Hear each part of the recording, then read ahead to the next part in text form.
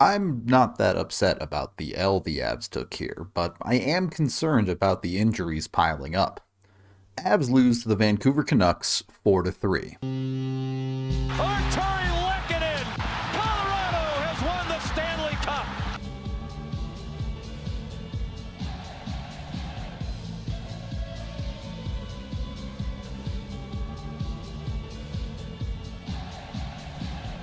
Sure, on paper, this loss is absolutely disappointing, but with the context of the Avs lineup being what it is, it's understandable that on a night where the bounces just weren't going the Avs' way, that it was too much for them to overcome. You certainly can't complain about the Avs' stars, all three of their goals came from their big guns, and the Avs gave themselves a chance to win this game despite all of the roster issues already, on top of Erod getting hurt. And Erod getting hurt is the real problem here. I'm not going to speculate too much on the injury, but I will say it did not look good when he went down.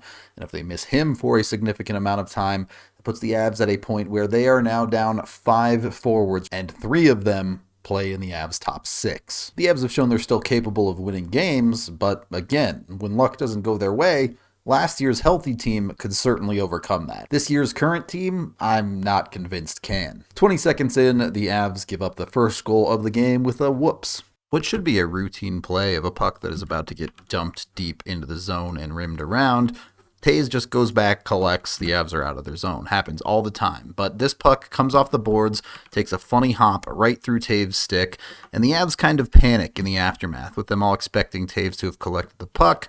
They're all doing a little bit of floating, and then you get some miscommunication between Taves and Makar. With no forwards pushing back to help, Makar needs to defend the net front while Taves challenges the puck carrier. Instead, they both challenge the puck carrier, leaving no one protecting the net front. When this pass gets through, it's already over, and even a fanned shot is still good enough. Definitely a bit of a tough bounce. You would like to see the Avs play it better, though. I'm not even putting that one in the bad luck category. In fact, I would pretty safely say the Avs were the better team for the first period, and they would punch back against Vancouver, scoring the next 2 goals. A bit of a weird play is the Avs get the zone and dump it in deep, and it takes another big hop. This one bounces around a little bit, but it's good work by the Avs to keep it in the zone, being aggressive and tracking down a puck as Lehkonen finds it and gets it to the open space, gets it to Taves on the opposite side, who has room to do whatever he wants with it. Taves opts to be patient here and finds Mikko in the front. You can see Mikko's already getting ready. He knows what's coming here. He's choking up on the stick.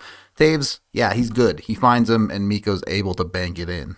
Avs running the McKinnon high setup on the power play. That means Mikko gets to stand out in the circle in the dangerous areas, and it works out for him on this one. McKinnon is going to take the shot from up high. The rebound is going to spring out right to Mikko's part of the ice. Mikko's the one to track it down. A nice little touch from Comfort there. I'm not sure if he did that on purpose, but got it into open space for Mikko, and Mikko, you know he finishes those. Yep, just Mikko doing Mikko things. Another 2-goal night for him. There were also half a dozen posts hit in this game, by the way. And I'm not exaggerating. 6 posts hit. I'm not even going to put the counters up. I'll just have to fix them for later. And I don't want to let the Avs off too easy here. They had the lead at multiple times in this game. They should have found a way to close it out, and they didn't. But everything just seemed to go right for Vancouver at a lot of stretches in this game. For example, this tip play. A lost face-off in the offensive zone leads to a possession for Vancouver that initially gets worked down in deep and then back out to high. And the Avs play solid defense here. They don't really give Vancouver anything good. It's a shot from out high that isn't that dangerous. And you even have Taves properly battling with Horvat in front. Horvat just makes the better play, gets his stick on it, and it's a great tip.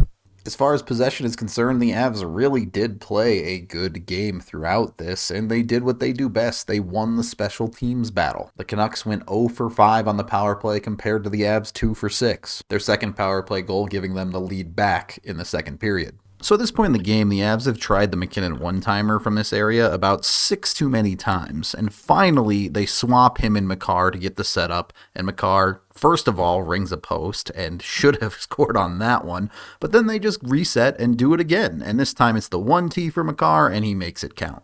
Look, Nathan McKinnon is a great player. A lot of the time, he's the guy you want shooting. But the reality is his one-time slap shot on the power play is just not consistent or effective enough to use it as often as the Avs do. Give Makar and Mikko more opportunities to be the trigger man on that top power play. The Avs will benefit from it. Look, if you have a lead going into the third period, It's a bad loss if you lose the game. There's no two ways around it. But the reality is, this was just an Avs team that ran out of gas and had too many players playing above their head. Obviously, the big stars played a ton of minutes, but it went further than that. JT Compher played 22 minutes. Guys like O'Connor and Cogliano were getting 15. There were just too many holes to fill in the lineup in this one. And even then, the Avs might have gotten away with it if Vancouver doesn't catch a decent break. So if you don't want to chalk this all up to bad luck, the Avs should have cleared this puck. A battle in deep, Manson gets it cleanly on his stick and just fails to do anything with it. It gets away from him and sets up a bit of an awkward spot for the Avs defensively.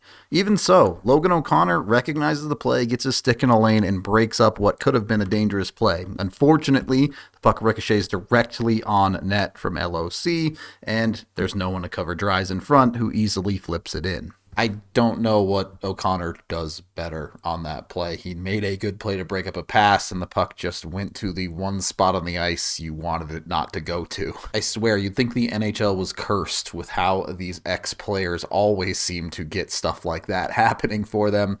Sheldon Dries gets his. Whatever. And then you have the controversial penalty call on Makar. I don't have a ton more thoughts on it than what I said on our post-game show, so go watch that if you're interested in a deeper conversation.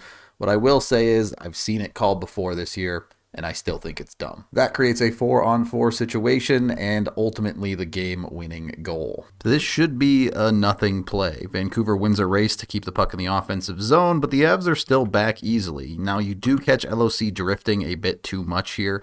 He needs to remember the defense on the opposite side of the ice and gets a little bit caught, but not bad enough. This isn't a particularly dangerous shot. It's pretty deep out there and one that Frankie at least initially sees, and while I understand he does have a screen coming across, and that does obfuscate his vision a little bit, he has to do a better job of finding this puck. He just drops into his butterfly and gets beat up high because he never sees it. A tough night for Frankie. Not that he played terribly, but things just didn't go his way, and you can't call an .840 save percentage a good day. And that even includes having a goal from Vancouver called back in the second period, so it really was 5 pucks that slipped by him. And I just am not perturbed by this loss. The Avs' depth is non-existent, and it's impossible to expect anything out of them at this point. With a good bounce here or there, the Avs stars score another goal in this game, and they probably get the win. With a good bounce on the defensive end, they don't end up with an extra puck in the back of their net, and they at least get a point out of this one. But the bounces just didn't go their way, and right now the Avs aren't a good enough team to win when they're not getting the bounces. That's just the reality until they start to get healthy. So that is the end of this game video review. Thank you for watching. Head on over to thednvr.com for all of our coverage. I am Rudo, and I really can't believe the ex-player thing worked even for Sheldon Dries.